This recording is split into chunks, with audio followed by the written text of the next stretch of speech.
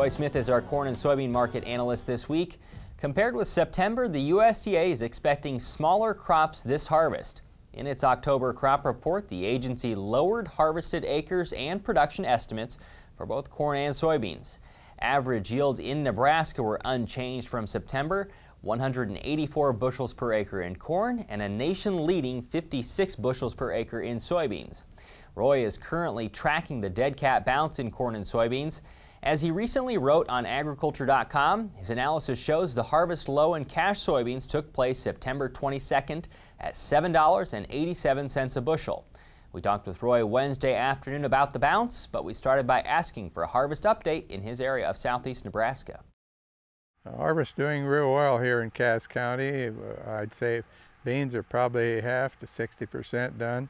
Not very much of the corn is done because everybody is pushing to get the beans done while the weather's still so nice. Should I anticipate that you didn't pay much attention to the October crop report on Friday?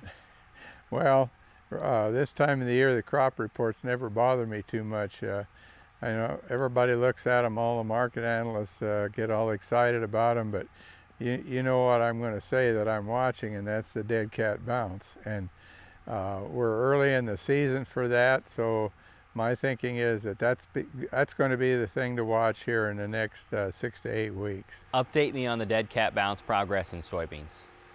Soybean market, dead cat bounce, normally we look for 15 trading days higher than the harvest low and at least 35 cents to 50 cents a bushel off of that low.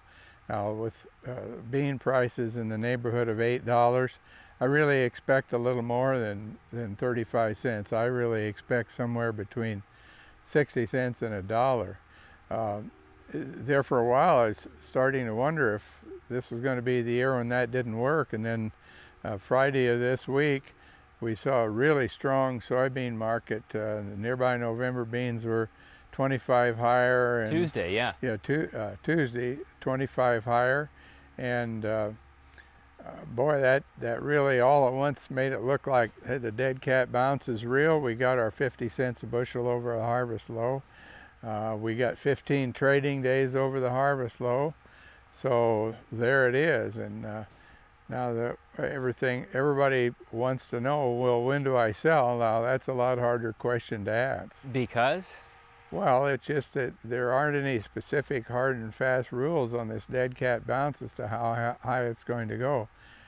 I always think it's going to be at least 35 cents. Well, this year it went from less than 35 to 35 to 50 all in one jump. And that isn't all that unusual. There have been 3 or 4 years in the late 80s, early 90s when we saw a big crop coming. Everybody's pessimistic about it, and all at once the market jumped 50 cents or 75 cents. So I'm not giving up on the dead cat bounce. We've already met the two big criteria, and that is the number of days, 15 days, and 50 cents a bushel or more over the harvest low. So are you saying that you're looking for a specific price, or you're just not ready to pull the trigger yet? I think it's a little early to pull the trigger. I'm not looking for a specific price, but I will say something over 50 cents a bushel it's going to take to make me think that we're getting close to the end. 15 trading days, I would like to see a little longer rally than that. I mean, when you look back at the charts, 15-cent rally after the price goes down $10 doesn't amount to a lot.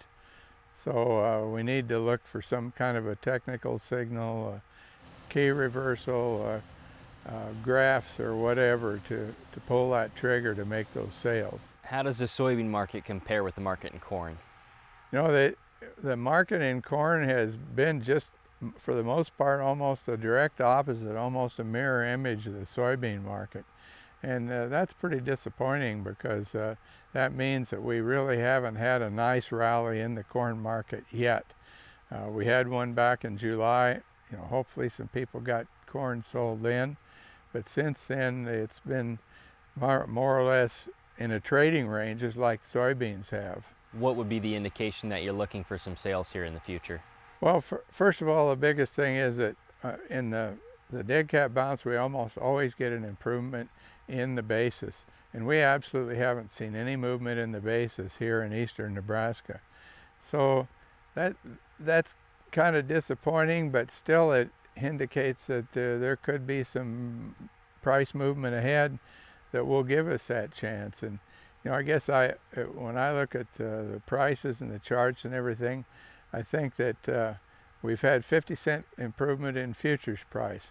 If we get 20 cents a bushel improvement in basis, so the net was 70 altogether, that would cause me to seriously look at selling something. Your focus is going to be more so on basis as we go forward rather than the futures price. Well, no, I didn't say that. I think the futures price has always got to be first. However, I also want there to be an improvement in the basis, simply from the standpoint that it will indicate to me that this is real.